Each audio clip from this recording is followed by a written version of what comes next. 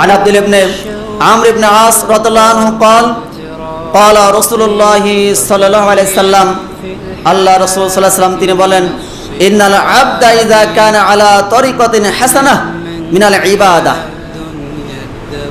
যখন কোনো বান্দা ইবাদত করে তরিকতে হাসানা উত্তম পদ্ধতি বা নিয়ম নীতির মাধ্যম দিয়ে, যখন কোনো বান্দা উত্তম আদর্শ বা উত্তম নীতি অনুযায়ী আল্লাহ সুবহানাহু ওয়া তাআলার ইবাদত করে, সুম্মা মারিদা, এরপর সে অসুস্থ হয়ে যায়। অর্থাৎ যখন কোনো বান্দা কোনো ইবাদতকে যথাযথভাবে আদায় করে,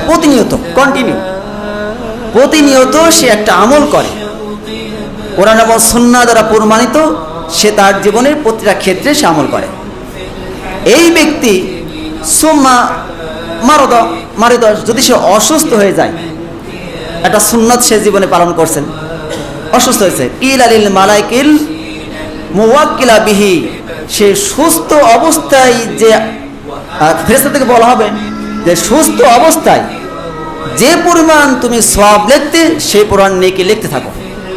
এখন কিন্তু ব্যক্তিটা অসুস্থ, আর আগের মতন আমল করতে পারে না। অর্থাৎ রাসূল সাল্লাল্লাহু আলাইহি ওয়াসাল্লাম সুন্নতি আদর্শগুলা তিনি যে সপ্তাহে সিয়াম রাখতেন সোমবার এবং বৃহস্পতিবার, এবং ইতিকাফ থাকতেন প্রতি বছরের রমজান মাসের, এগুলো তিনি যুবক বয়সে সুস্থ অবস্থায় তিনি পালন করেছেন। অথবা তিনি রাসূল সাল্লাল্লাহু আলাইহি ওয়াসাল্লাম যতগুলো সুন্নত রয়েছে আমলে তার জীবনে প্রতিনিয়ত আমল করতেন। এখন সে অসুস্থ, আর পারে না, অক্ষম।